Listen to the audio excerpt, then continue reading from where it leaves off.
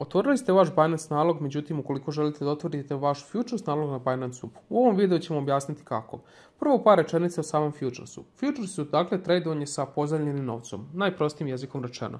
Dakle, vi pozajmljujete novac i sa tim novcom tradujete futuresima. Naravno, treba znati da je samim tim i rizik mnogo veći. Dakle, morate biti spremni da ukoliko tradujete futuresima, postoji mogućnost da izgubite vaš novac. Što se tiče otvaranja samog naloga, nakon što ste ušli u Binance aplikaciju, potrebno je kliknuti na Futures. Nakon toga Binance vas upućuje kako da otvorite vaš nalog. Dakle, morate se saglasiti na osnovne verifikacije i naravno morate odraditi vaš KYC. Nakon što ste to odradili, dobijate pristup samom tradovanju. Što se tiče samog tradovanja, u ovom slučaju mi ćemo odabrati Ethereum. Tradovat ćemo Ethereum. Ajde da naučimo sada neke osnove što se tiče futures tradovanja.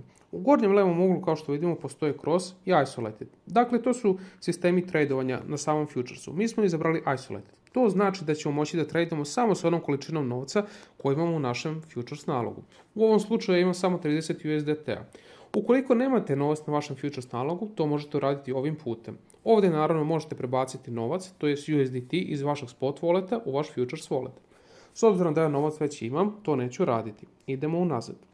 Ovdje možemo odraditi leverage. Dakle, u ovom slučaju leverage je 2 puta.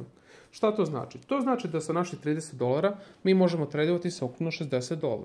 Što je veći leverage, u ovom slučaju može biti do 125 na Ethereumu, naravno veći je rizik, tako da morate biti oprezni.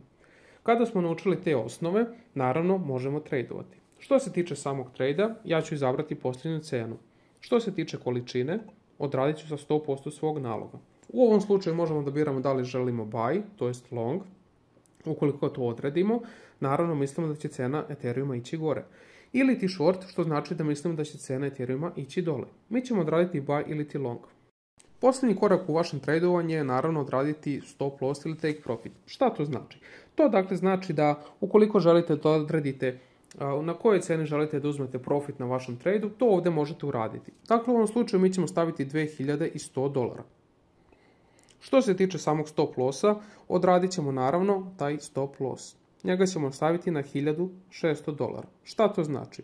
To znači da ukoliko cena Ethereuma dođe na $1600, naš trade će automatski prestati. Sa desne strane vidimo da u tom slučaju mi gubimo 28,50% našeg novca. Međutim, ako Ethereum dođe do $2100, u tom slučaju mi dobijemo 25% profita.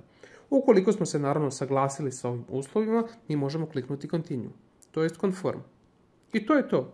Naš trade će uskoro biti otvoren. Pominjemo još jednom da ukoliko se registrujete na futures account, možete iskoristiti kod koji će naravno biti u opisu Turki sa kojim dobijate 10% doživotnog popusta na sam fee.